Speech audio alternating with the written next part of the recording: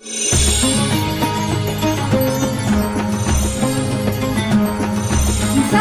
qiraah syahidatul awal. Yuk, yang belum ikutan segera ikutan. Kami tunggu. Assalamualaikum warahmatullahi wabarakatuh. Bismillahirrahmanirrahim. Arsala anbiya dawi fatona bisidki wa tablighi wal amana wa jaizun fi haqqi min aradi bi ghairi naqsin ka fi fil maradi. Arsala ngutus sapa Allah anbiya ing pira-pira nabi dawi fatona kang duwe kepinteran bisidki kelawan jujur wa tablighi lan nyampeaken wal amanati lan dipercaya wa jaizun lan iku wenang fi hakim ing dalem hak para rasul min aradi utawi sifat anyar teka bi ghairi nasin kelawan tanpa nyuda derajat kawa fi fil maradi kaya titik loro. Bismillahirrahmanirrahim. Arsala anbiya dawi fatona bisidki wa tablighi wal amanah. Allah mengutus beberapa rasul yang mempunyai sifat fatona atau cerdas, siddiq atau benar, tabligh atau menyampaikan, dan amanah atau dapat dipercaya. Wa jaizun fi haqqi min aradi bi ghairi nasin ka khafi fil maradi. Dan tidak diperbolehkan dalam hak rasul dari sifat-sifat manusia tanpa mengurangi derajatnya seperti sakit ringan. Jadi, sebagai mukallaf wajib mengiktikadkan sifat-sifat wajib para rasul yang jumlahnya ada 4. Yang pertama siddiq, yang artinya benar dan tidak mungkin rasul itu bersifat dusta. Hal ini sesuai Al-Quran surat Maryam ayat 41. A'udzu billahi minasyaitonir rajim. Bismillahirrahmanirrahim.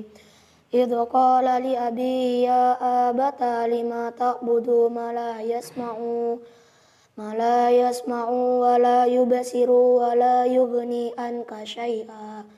Artinya, dan ceritakanlah Muhammad kisah Ibrahim di dalam kitab Al-Quran. Sesungguhnya dia seorang yang sangat mencintai kebenaran-kebenaran dan seorang nabi. Dari ayat di atas dapat kita pahami bahwasannya Nabi Ibrahim adalah mencintai kebenaran. Andai para nabi bersifat kidib atau bohong, maka berita Allah yang dibawa para nabi datang dari Allah melalui malaikat Jibril itu bohong. Secara logika, Allah berbohong itu tidak masuk akal.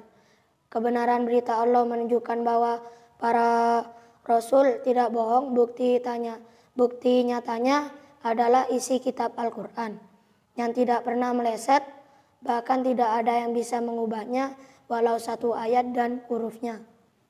Yang kedua adalah sifat amanah, yang artinya dapat dipercaya dan tidak mungkin nabi itu bersifat dusta.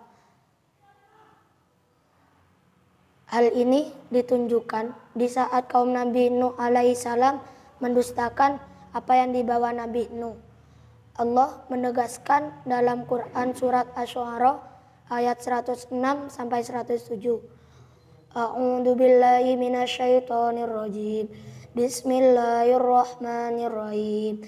Idz qala lahum abuhum Nuhun ala tattaqun inni lakum rasulun amin. Artinya, ketika saudara mereka Nuh berkata kepada mereka, "Mengapa kamu tidak bertakwa?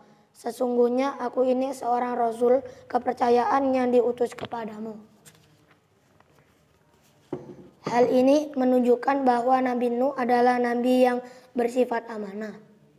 Yang ketiga adalah sifat tabligh, yang artinya menyampaikan wahyu, yang tidak mungkin nabi itu menyembunyikan wahyu yang diperintahkan Allah untuk disampaikan kepada umat. Bila nabi bersifat kitman, tentu kita juga disuruh merahasiakan atau menyembunyikan ilmu, karena Allah menyuruh para nabi dan rasul sesuai Quran surat Al-Baqarah ayat 159. A'udzu billahi minasyaitonir rajim. Bismillahirrahmanirrahim. Idz qala innal ladzina yaktumuna ma anzalna minal bayyinati wal huda min ba'di ma bayyanahu lin-nasi fil kitab.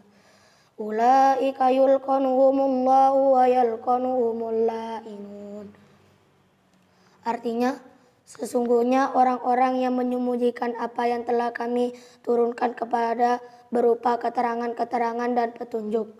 Setelah kami jelaskan kepada manusia dalam kitab Al-Quran, mereka itulah yang dilaknat Allah dan dilaknat pula oleh mereka yang melaknat. Hal ini menunjukkan tidak mungkin Nabi dan Rasul bersifat kitman dan pasti bersifat tablik karena Allah tidak pernah melaknat seorang nabi. Yang keempat adalah sifat fatona yang artinya cerdas dan tidak mungkin bersifat bodoh atau balada. Hal ini dibuktikan Nabi Muhammad SAW ketika terjadi perselisihan peletakan Hajar Aswad di atas Ka'bah. Rasulullah menengahi kelompok yang bersengketa agar memegang ujung dari kain itu. Kemudian Nabi meletakkan di tengahnya dan mereka semuanya sampai di atas Ka'bah. Dan bila mana Nabi bersifat balada atau bodoh, tidak mungkin mereka dapat mengalahkan perdebatan musuh-musuhnya. Hal ini sesuai Quran surat Al-An'am ayat 83. A'udzu billahi minasyaitonir rajim. Bismillahirrahmanirrahim. Wa tilkal hujjatana atainaha Ibrahim ala qaumi tarfa'un darajatin man nasha. Inna rabbaka hakimun alim. Artinya, dan itulah keterangan-keterangan yang kami berikan kepada Ibrahim. Dan mengapa untuk menghadapi kaumnya, kami tinggikan derajat siapa yang kami hendaki. Sesungguhnya Tuhanmu maha bijaksana, maha mengetahui. Demikian sedikit penjelasan yang saya sampaikan. Semoga bermanfaat, kurang lebihnya mohon maaf. Wallahu a'lam bishawab. Wassalamualaikum warahmatullahi wabarakatuh.